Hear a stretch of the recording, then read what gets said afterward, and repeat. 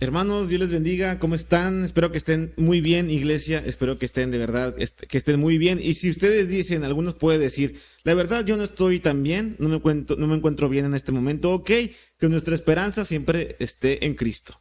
En Cristo está la esperanza. Jesús dijo, yo los voy a hacer descansar, traigan a mí las pruebas, yo los voy a hacer descansar. Tengamos fe, hermanos, tengamos fe. Me da mucho gusto volveros a saludar, de verdad. Hace mucho que no subo contenido y esta vez, pues, quiero traer una serie de un tema que considero que es muy importante. Bueno, no considero, es muy importante, que es cuidar, amar, apacentar la iglesia de Cristo. Esto con el fin porque, voy a dar la introducción de una vez. En la actualidad se ha visto en muchas iglesias aquí en México, en Latinoamérica, algunas prácticas que ya son muy extrañas, unas prácticas que la Biblia dice, oye, eso que están haciendo pon a prueba. Lo que están haciendo tal vez deberíamos reconsiderarlo porque a lo mejor no están las escrituras o lo están haciendo con unas malas intenciones o los líderes quieren están tratando de aprovecharse de las ovejas, aprovechándose de su fe. Ahorita más al rato vamos a hablar de eso, pero creo que es una urgencia. Desde la temporada de los apóstoles, desde sus inicios, la iglesia primitiva ya estaba pasando por esas circunstancias. Me gustaría aquí enseñarles una imagen de...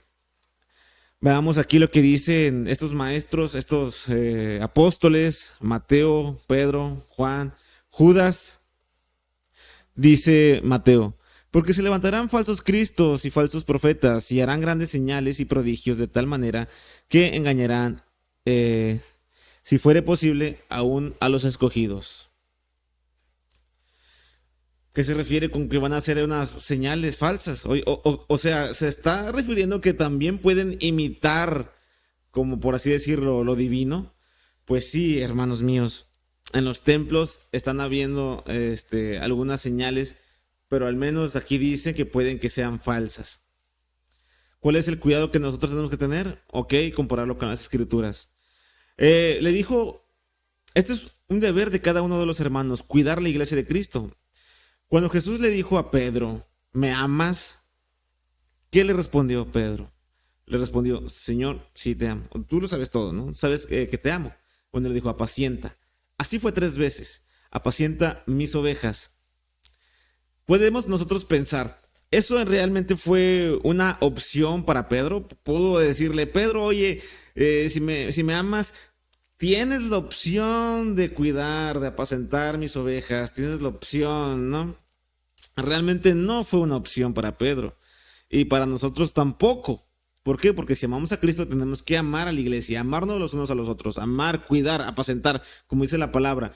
Ese es nuestro estándar. La Biblia nos dice que la misma palabra redarguye, instruye, corrige, exhorta, es la metáfora que usa el apóstol Pablo de que la palabra es como una espada de doble cuchillo, de doble filo, perdón, que es la que incomoda para el que hace iniquidad.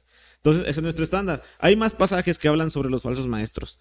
Dice Pedro en 2 de Pedro 2, del 1 al 3, pero hubo también falsos profetas entre el pueblo, como lo habrán entre vosotros falsos maestros, que introducirán encubiertamente herejías destructoras y muchos seguirán sus disoluciones. ¡Wow! Desde ese entonces ya se estaban viendo esas herejías, ¿no?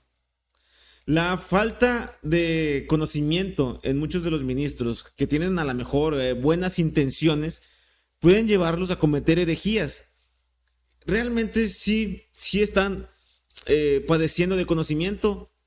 Lo estamos diciendo esto de la mejor manera posible, debido a amor hacia la iglesia.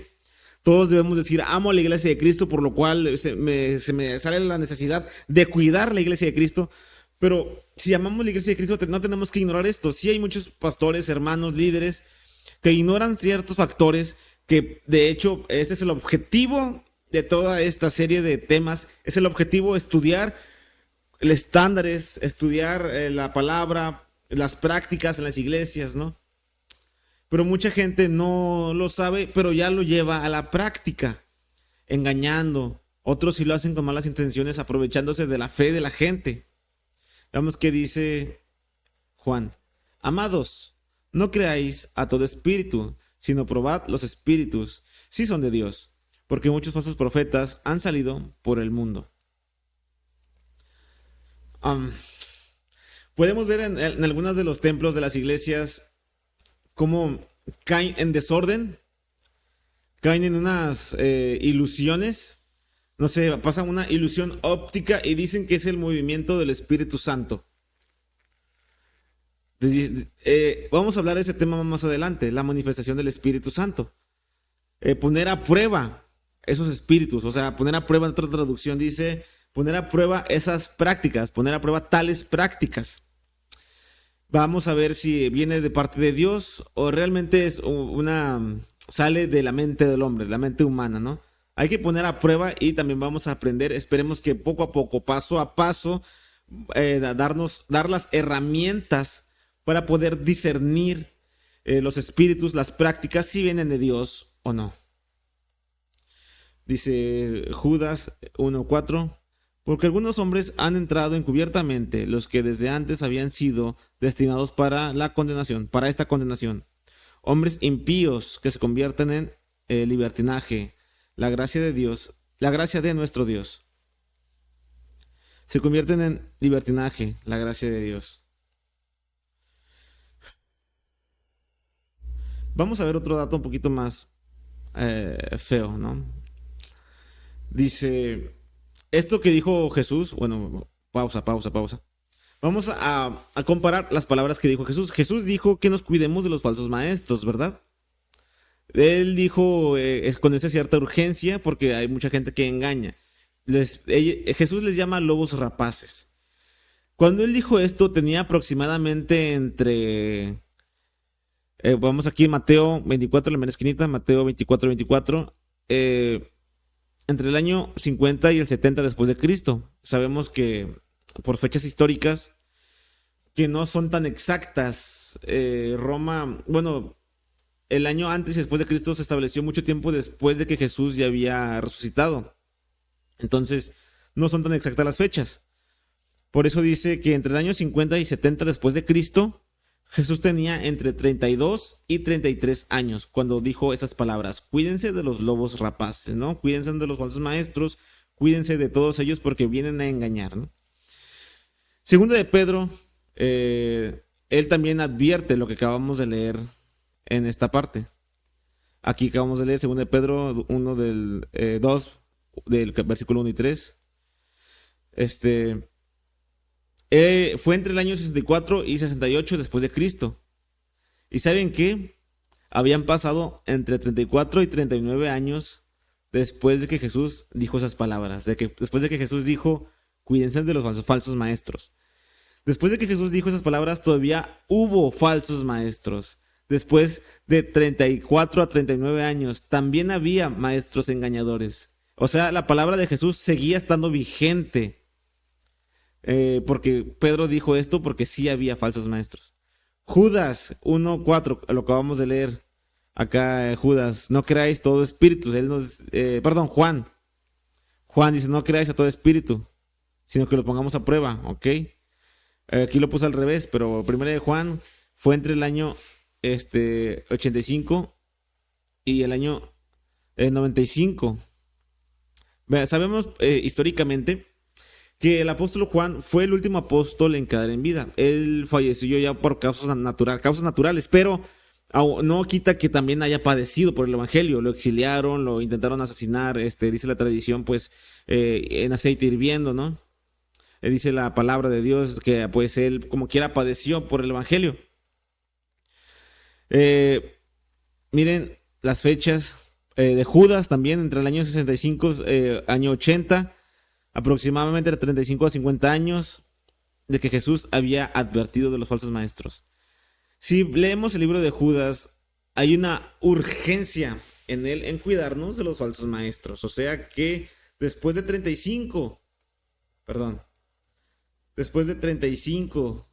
a 50 años seguía habiendo falsos maestros. O sea, después de que Jesús dijo esas palabras, también hubo gente engañadora. Ahora sí, Juan de 55 a 65 años de que Juan también advirtió de que iba a haber falsos maestros y que pongamos a prueba todas sus prácticas, también había falsos maestros después de 55. O sea, Jesús les advirtió para ese momento que había engañadores. Les advirtió 65 años después, 55 años después, 85 años después. Vamos a seguir leyendo. Vamos a ver lo del papado. Nosotros consideramos que no veneramos a nadie. Nadie merece más la veneración más que nuestro Dios. Nadie merece la honra y la gloria a nuestro Dios. Lo que si cambiamos, dice Romanos, el apóstol Pablo dice en Romanos, una mente reprobada comienza desde que le cambian la gloria a Dios, de Dios, que Él merece, y se la dan a alguien que no lo merece. Eso se llama idolatría.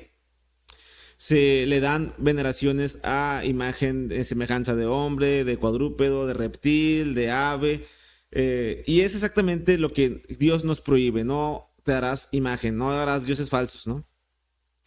Entonces, nosotros no veneramos a nadie, no veneramos a los pastores, los respetamos, honramos su liderazgo, obedecemos por parte de la palabra que dice que todo liderazgo viene por parte de Dios. Pero los pastores no se veneran, ¿no? Porque solamente Dios es digno de ser adorado, de ser venerado, de ser honrado. Y Él es la única que merece nuestra adoración, nuestra alabanza.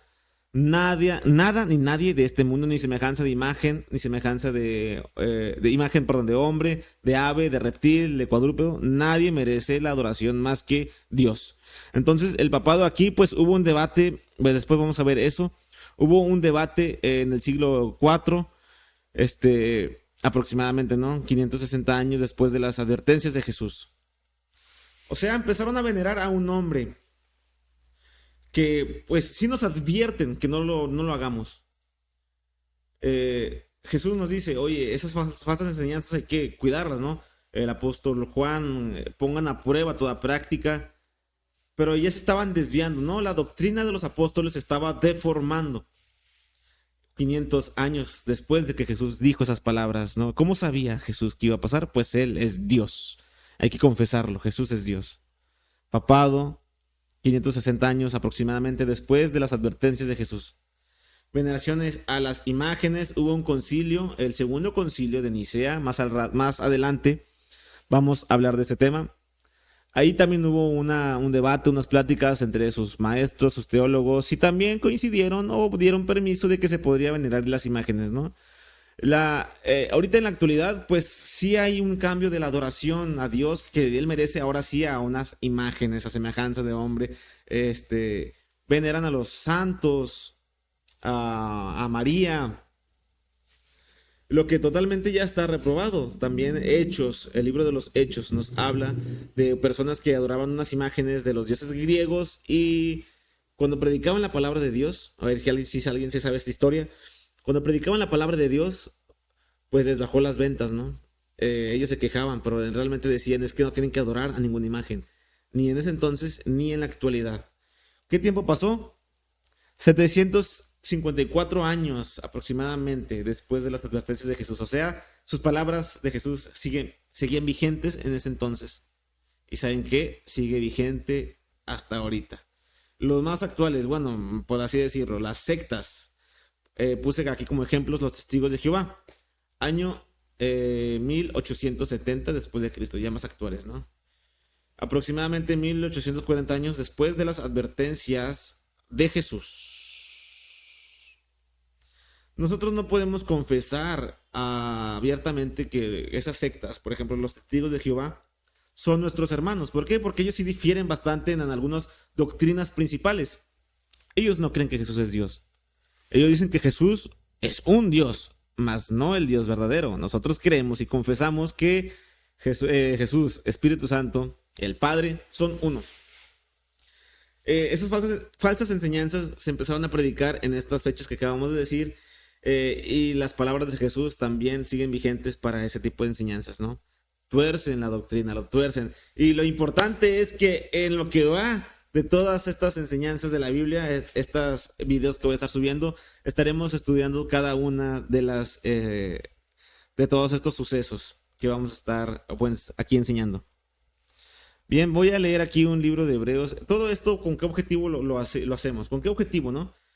Sí es en parte para, no es como que con el fin de, burlarme para cuando los desenmascare, burlarnos de ellos y reapuntarlos. No, nosotros queremos sanar, queremos que la iglesia de Cristo abra los ojos, se dé cuenta, ¿no? Porque si amamos la iglesia, si nosotros amamos a Dios, es apacentar, o sea, cuidar el rebaño, cuidar a los que son iglesia.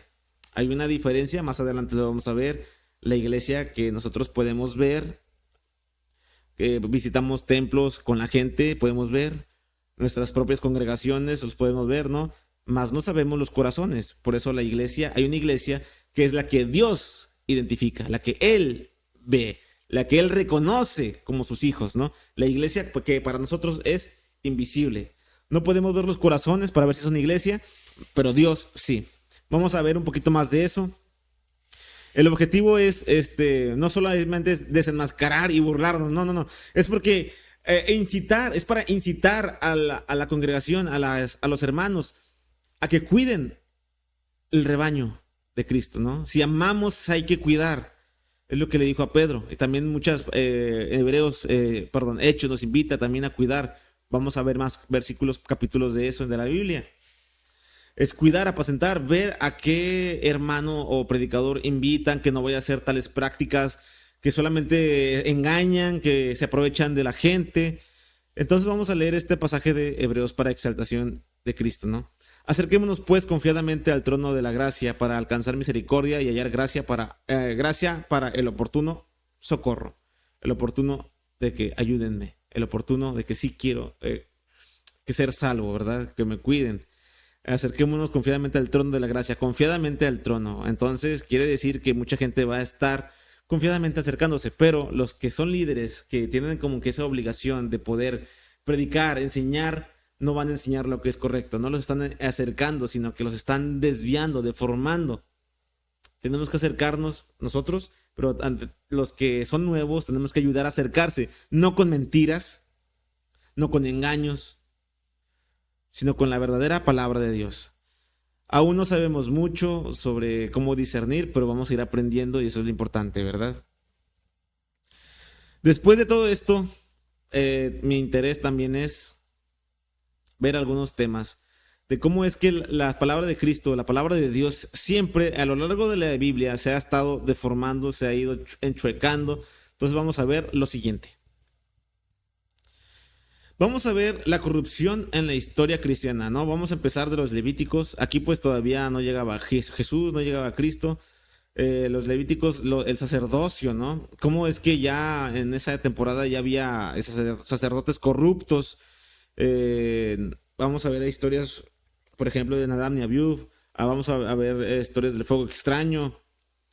Los sacerdotes que Ezequiel, ese mismo profeta Ezequiel, pues los amonestó, los reprendió, los regañó, ¿no? Ezequiel les dijo a los pastores, a los gobernantes, te vamos a ver de los reyes, pero de los gobernantes sacerdotes que se estaban aprovechando de la gente. Entonces vamos a ver esa corrupción que había en los sacerdotes levíticos.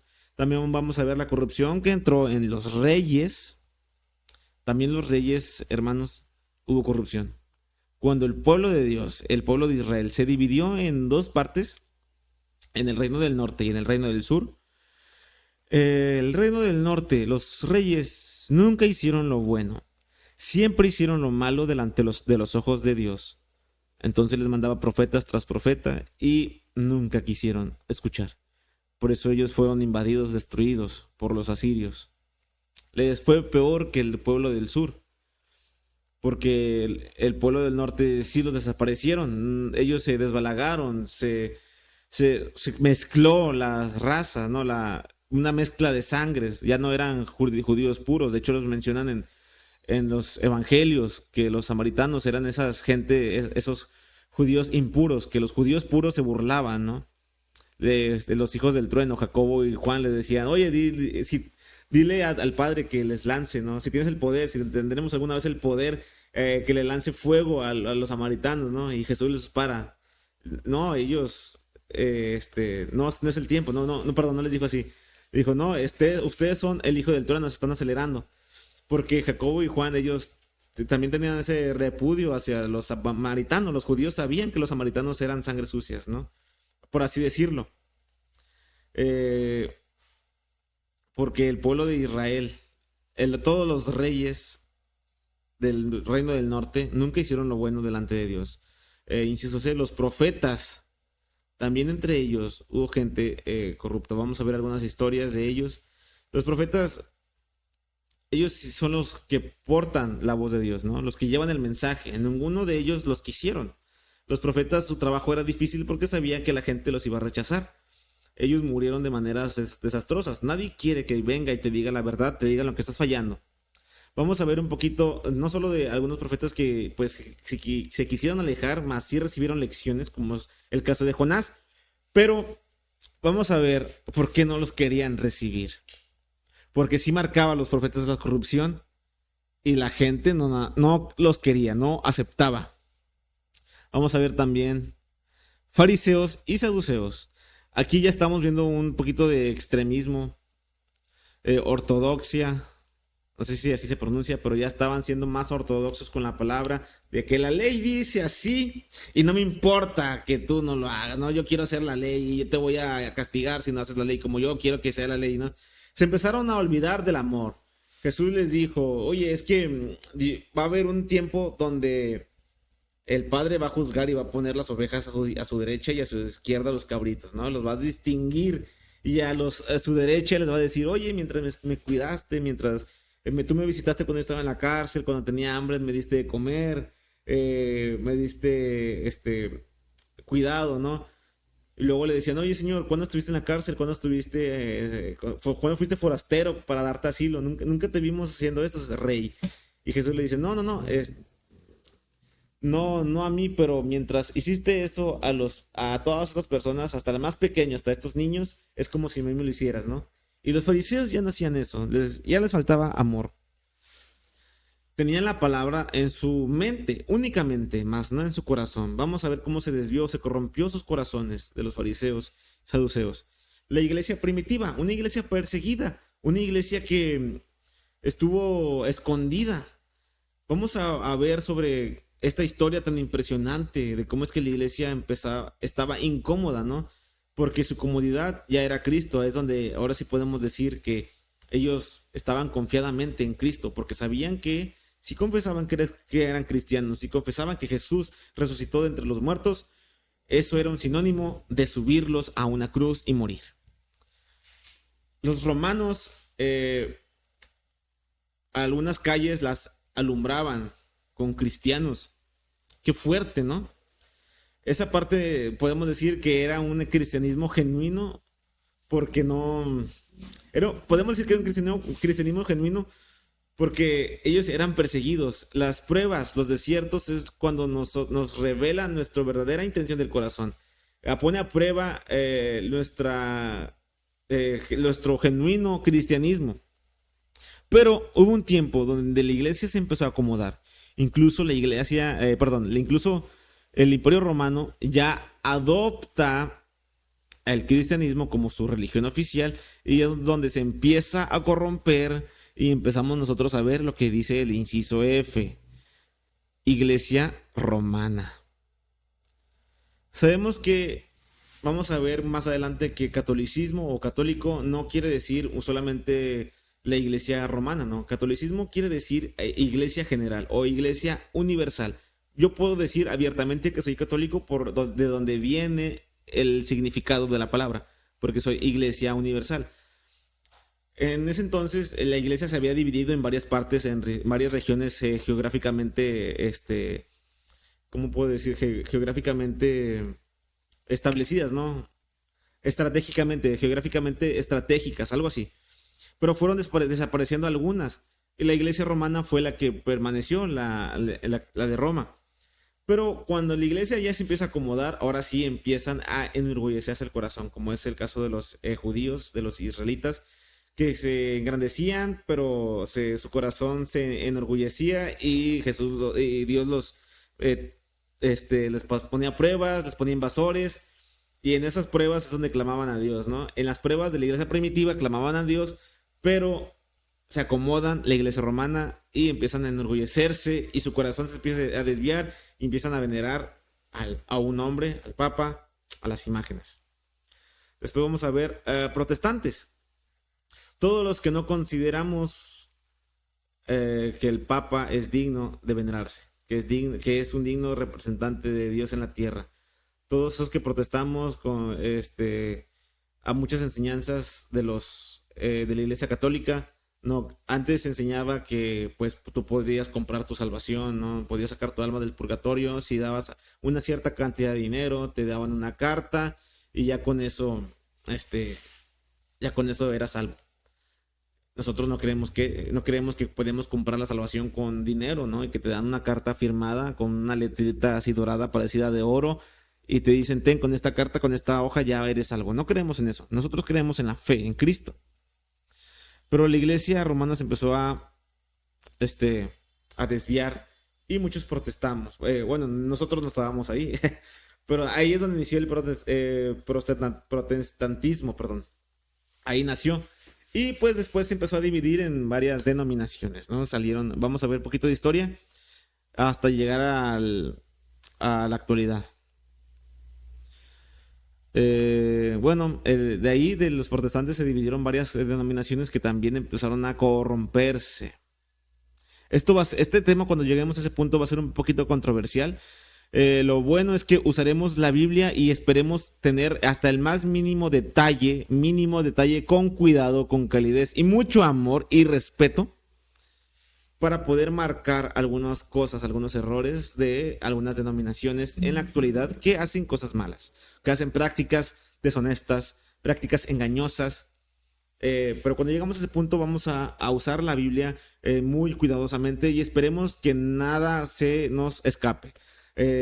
Dar con detalle para que haya una mayor comprensión así de grande y demostrar que esto lo hacemos con amor y cuidado a la iglesia de Cristo. ¿Sí?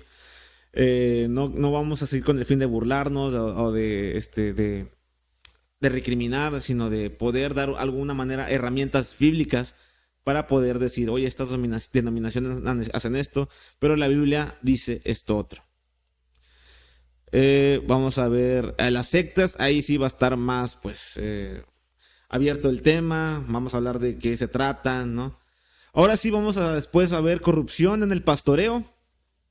Así es, amigos, vamos a hablar del pastoreo. Yo lo quería poner también por ejemplo, en corrupción en la iglesia cristiana, pero el pastoreo, el liderazgo en la iglesia es muy importante porque muchos ovejas, los congregantes ven a las, a ver, un momento. Muy bien. Protestantes, todos aquellos que no reconocemos la veneración del Papa, las imágenes y otras doctrinas que nosotros no consideramos, algunas consideradas secundarias, doctrinas secundarias, como lo es el bautismo, la cena del Señor, otras más, ¿no? Vamos a tocar no todas, pero sí algunas, tal vez las principales. Vamos a tocar el contraste que hicieron los reformadores en cuestión a las doctrinas, ¿no? Los 5 principios, 5 solas, también las 95 tesis que se clavaron en la puerta de aquella catedral. Vamos a tocar algunos temas, a lo mejor no las doctrinas secundarias, no todas, pero algunas que nos incumben, como es, por ejemplo, el bautismo, como lo es la cena del Señor. No todas nos vamos a adentrar mucho a profundidad, pero vamos a ver las diferencias y qué es lo que dice la palabra de Dios en cuestión a esto. También vamos a hablar sobre la corrupción en el pastoreo. Desde casi los inicios. Vamos a ver lo que es el asalariado. Jesús habla de los pastores que son asalariados y de los que están ahí porque aman realmente a las ovejas. Jesús mismo se menciona a él como el buen pastor. Salmos 23 nos dice, Jehová es mi pastor y nada me va a faltar. Una cosa asombrosa. Lo que nos dice también es que más adelante nos dice, que aunque andemos en valles de sombras y de muerte, o sea, en esos terrores nocturnos, terrores feos, horroríficos, no hay que temer porque tenemos un pastor. Vamos a contrastar eso del asalariado, quienes liderean o lideran de una manera de ganancia, ¿no? Los que quieren, buscan ganancia, pues van a liderar de una manera y los que lo hacen por amor lo van a hacer de otra. Vamos a profundizar un poquito en eso. La reprensión del profeta. Ezequiel es el que va y amonesta a los profetas, amonesta a los líderes y les pone el nombre como pastores. El profeta Ezequiel le dice a los líderes: ustedes son como esos pastores, son unos pastores que se aprovechan de las ovejas, que no fueron, las sanaron, no las vendaron, no le cortaron sus lanas solamente para engrandecerse. Vamos a ver ese tema, es un regaño tremendo hacia los pastores. Nosotros amamos a nuestros pastores, no quiere decir que les faltemos al respeto. Respetamos también la autoridad que Dios les da a los pastores porque es bíblico. Amamos, vayan con su pastor, denle un fuerte abrazo, decirles: pastor, no sé lo que está pasando usted en su vida, pero Dios está con usted, ¿no? Tiene nuestro apoyo en oración, nuestro apoyo moral, aquí vamos a estar por lo que necesite. Nuestros pastores necesitan ser ayudados, ¿no? Pero como los asalariados, los que hacen con unos fines diferentes al que es el pastor que lo hace con amor. Un asalariado viene el peligro y no actúa de una manera como lo espera ser un pastor que ama a sus ovejas. Entonces esta amonestación es para ellos. Ezequiel les habla de una manera fuerte y hay otro profeta que también les habla a los pastores, a esos líderes, que les dice pastores, ¿no? Y puede ser, ¿por qué no?, una amonestación para nuestros pastores. Hay algunos que tienen orgullo, hay que decirlo.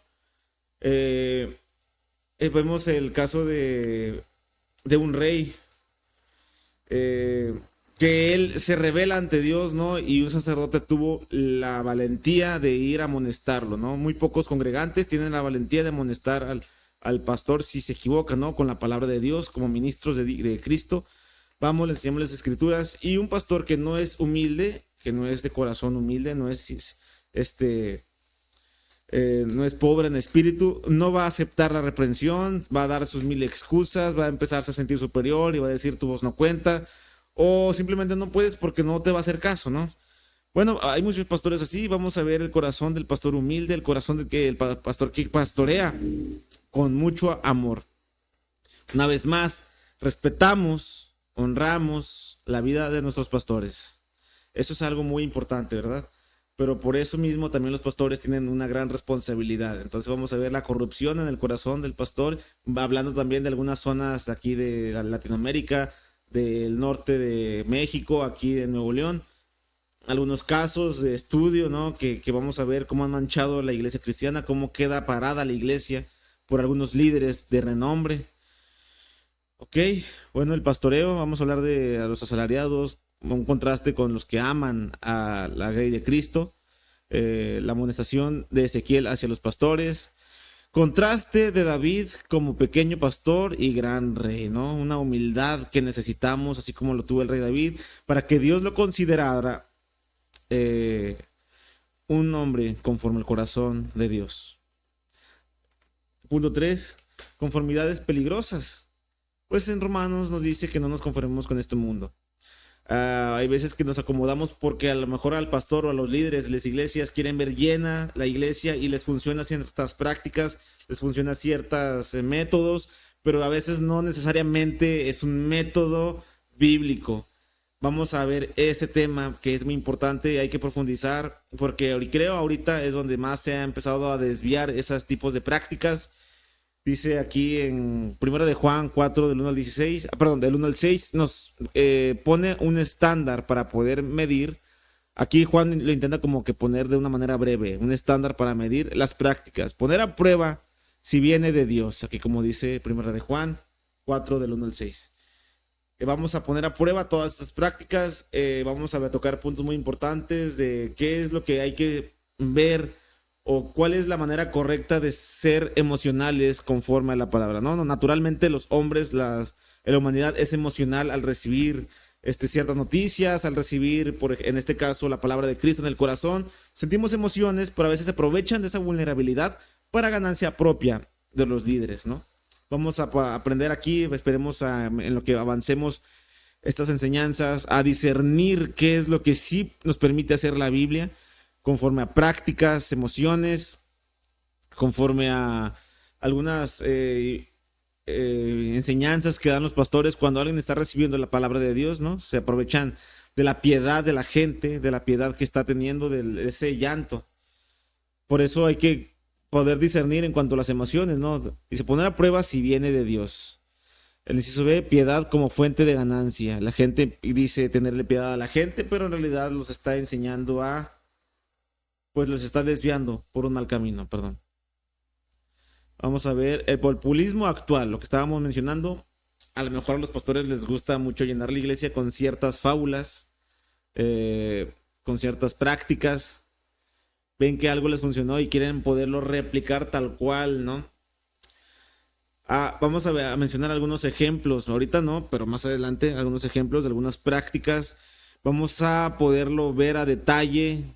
Esperemos que con mucho respeto, con mucho amor a la iglesia de Cristo, para poder darles el alerta, la alarma de decir, tienen que discernir si esas prácticas que se hacen en sus iglesias vienen de Dios, ¿no? Como dice el apóstol Juan, por favor, pónganlo a prueba.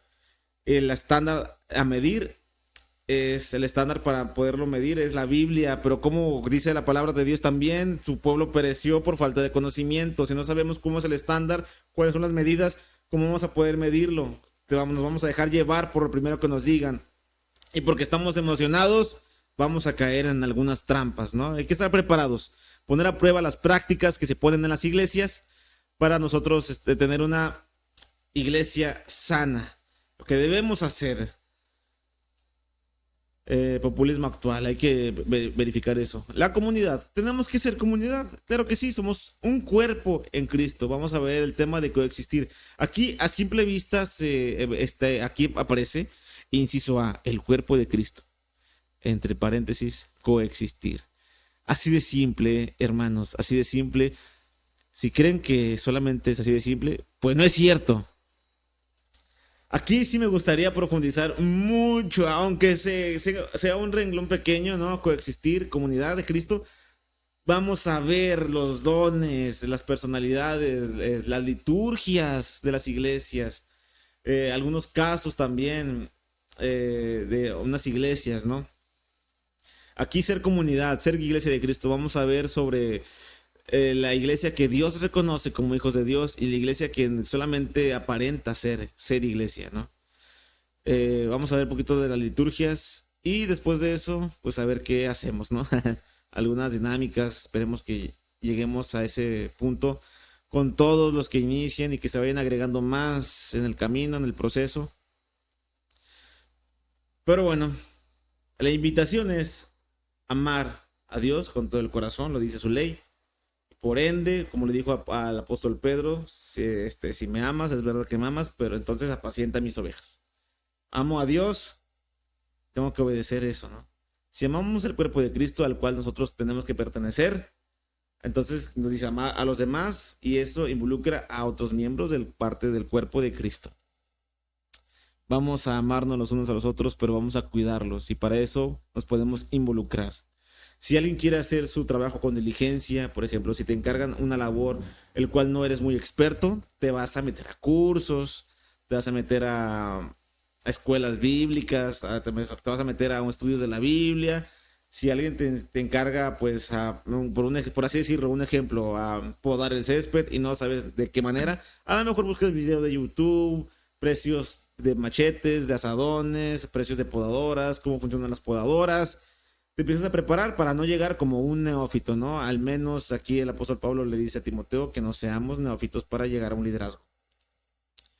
Porque corremos el riesgo de llegar a fábulas o a malas interpretaciones bíblicas. Hermanos, espero que sea de bendición todo esto que vamos a estar viendo, que podamos aprender, pero más importante, ponerlo en práctica. No lo hacemos con fin de debatir, con fin de sentir mal a alguien. Dios quiera que no se malinterpreten las cosas, por eso vamos a estar viendo a detalle, así casi con lupa, cada pasaje, cada versículo, cada punto. Vamos a ver varios puntos de vista según varios hermanos, varios teólogos, vamos a citar a más personas. A citar me refiero a que vamos a leer los pensamientos de otros hermanos, de pastores, de teólogos ya con experiencia. Vamos a tratar de traerlos aquí a la mesa y que todo esto sea muy enriquecedor, ¿no? Con el fin de glorificar a Cristo. Y recuerden, hermanos, nosotros tenemos que amar a la iglesia de Cristo. Amo la iglesia de Cristo. Esperemos que lo podamos decir con autoridad y con mucha pasión. Hermanos, Dios les bendiga y pues después estaremos empezando todos estos temas.